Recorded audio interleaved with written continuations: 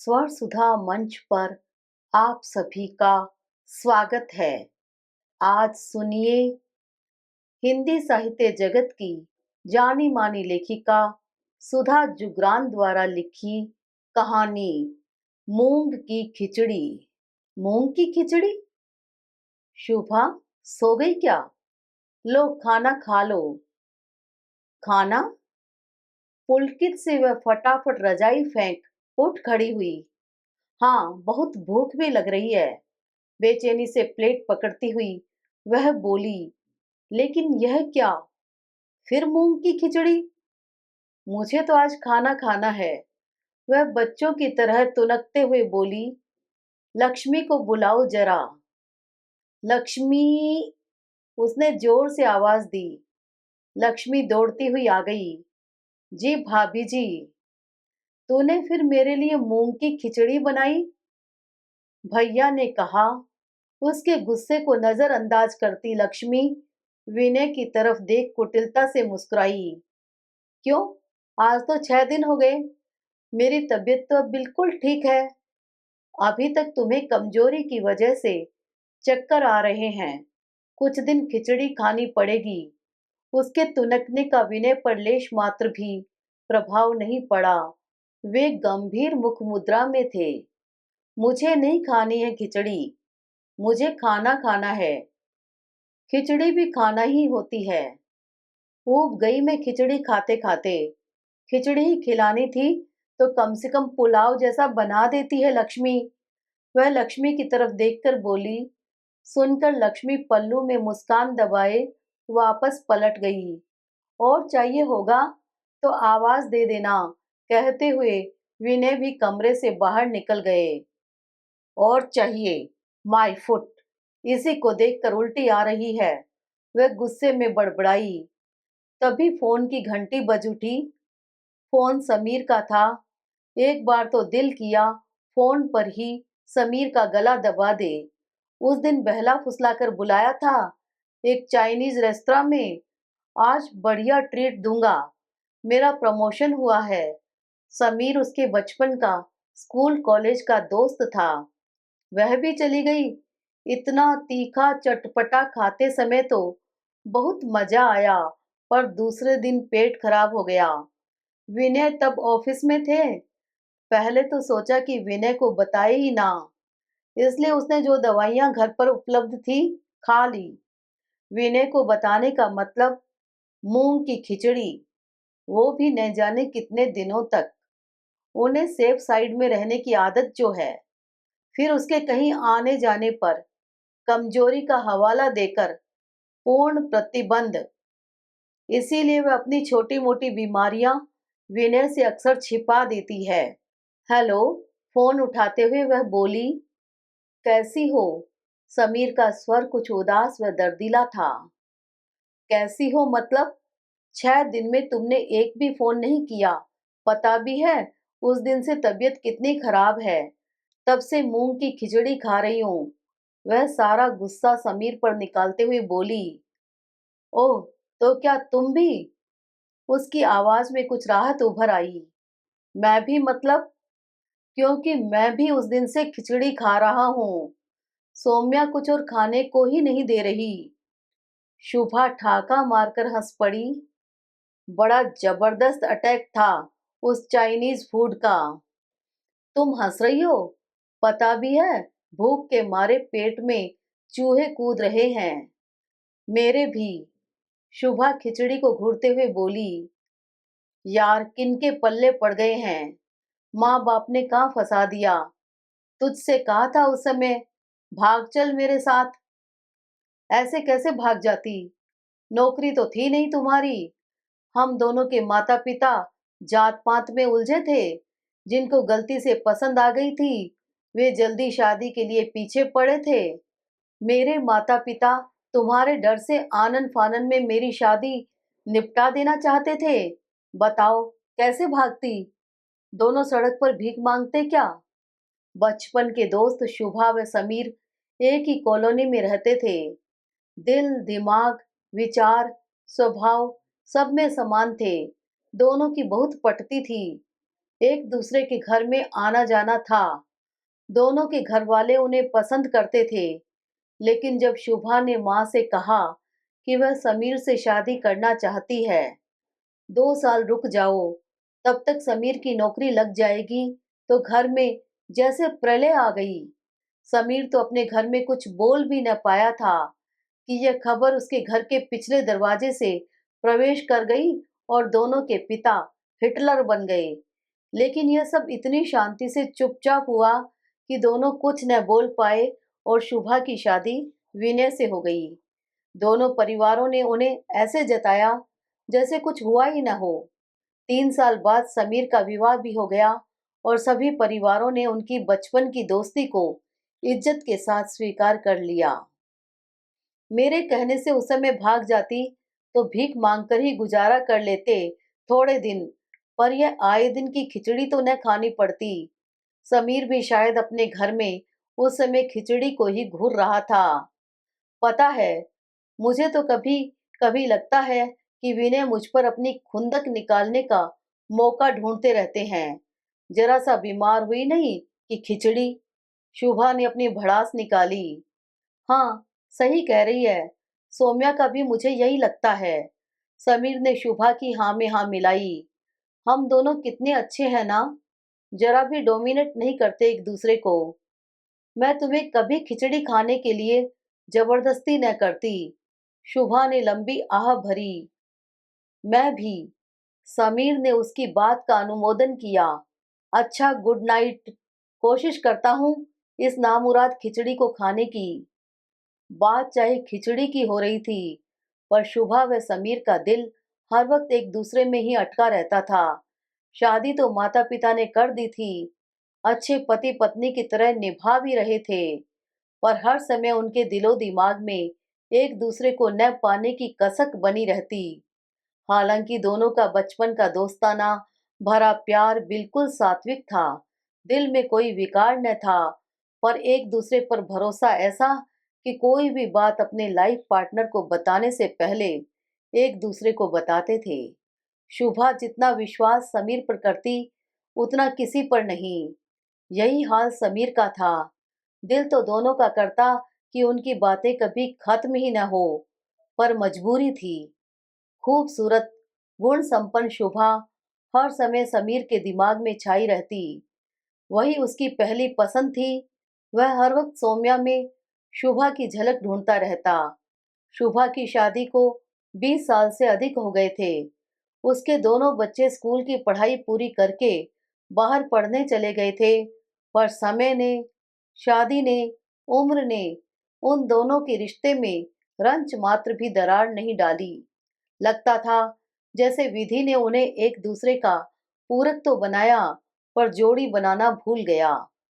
प्रेम, स्नेह, ममता, विश्वास की जो मिली जुली भावनाएं उनके दिलों में एक दूसरे के लिए उभरती, वह अपने लाइफ पार्टनर के लिए कभी न उभरती। गमगीन सी शुभा खिचड़ी खाने की कोशिश करने लगी, तभी विनय मोबाइल उठाए आ गए। लो, बात करो, कार्तिक का फोन है। हेलो। खिचड़ी खाते हुए वह बेटे से बात करने के लिए जरा भी उत्सुक नहीं थी। हेलो मॉम, कैसी हैं आप? पापा कह रहे थे कि अभी भी बहुत कमजोरी है, अपना ध्यान रखिए, अभी कुछ दिन खिचड़ी ही खाइए। कार्तिक कुछ दबे स्वर में बोला। शुभा को लगा कार्तिक हंसी दबाकर बोल रहा है।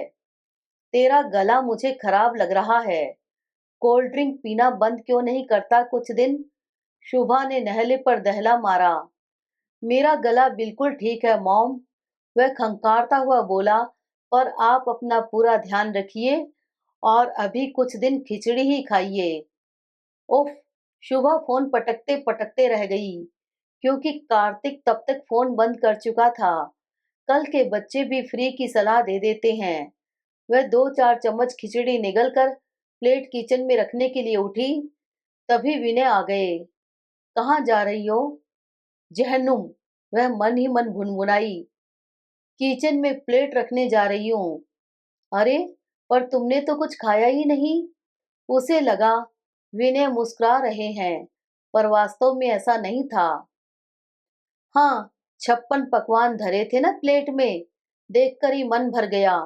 वह बड़बड़ाई, तुम सो जाओ, प्लेट मैं रख देता हूँ। प्लेट लेकर विनय बाहर चले गए। ये विनय भी न पति कम पिता ज्यादा हैं। केयर करने पर उतरते हैं तो ऐसा उतरते हैं कि न चाहते हुए भी उसे बचपन के दिन याद आ जाते हैं, जब माँ पेट खराब होने पर खिचड़ी खिलाती थी और जुकाम होने पर काढ़ा पिलाती थी। ई यू काढ़े का स्वाद याद आते ही उसे उल्टी आने को हुई। शादी के पहले तक उसने दवाइयाँ नहीं के बराबर खाई थी। माँ घर के नुस्खे ही आजमाती थी, पर विनय तो उसे हर छोटी मोटी तकलीफ में भी डॉक्टर के पास ले जाते और दवाइयाँ खिला देते थे। यहाँ तक कि उसके बच्चे भी दवाइयाँ खा खा कर ही बड़े हुए। आजकल के बच्चों के पास तो बीमार होने का भी टाइम नहीं है, बस दवाई खाओ और काम पर जाओ। बुदबुदाते हुए वह लेट गई। सुबह उठी तो उसे अपनी तबीयत और भी सही लग रही थी। उसका दिल किया कुछ अच्छा सा नाश्ता करे, बढ़िया सा तैयार होकर अपनी किसी सहेली के घर जाए, लेकिन उसे खुद की तबीयत ठीक लगने से क्या फायदा। सोचते सोचते वह क्षुब्ध हो गई। उसकी तबीयत ठीक है या नहीं, यह भी उसे विनय ही बताएंगे। उसका मूड फिर खराब होने लगा। वैसे चाहे उसे पूछे न, पर उसके बीमार होने पर विनय उसके आगे पीछे ऐसे घूमने लगते हैं जैसे पक्का प्रबंध कर रहे हों कि दोबारा बीमार न पड़े।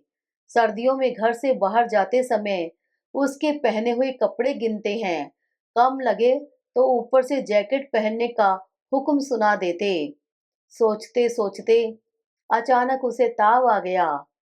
भन्नाती हुई बुदबुदाई, अरे यार, पति पति जैसा होना चाहिए, बिल्कुल दोस्त जैसा। कभी नोक झोंक हो तो कभी खट्टा मीठा झगड़ा, फिर रूठना मनाना, कभी बेपरवाह हंसना, कभी चाट गली में चाट खाना, फिल्म देखना, बाहर खाना, कभी आपस में लड़ाई हो तो पड़ोसी देश बन जाएं, कभी मिट्टी हो तो खिचड़ी पक जाए। ओ खिचड़ी! शुभा को फिर खिचड़ी याद आ गई।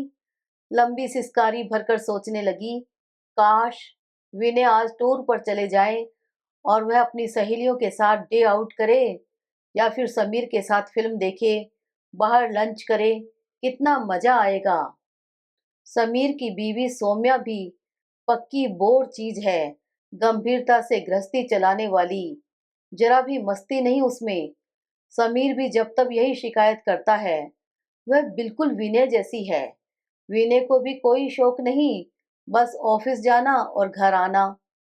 विनय तो जैसे ताक में ही रहते हैं कि कब शुभा बीमार पड़े और कब उसे खिचड़ी खिलाए।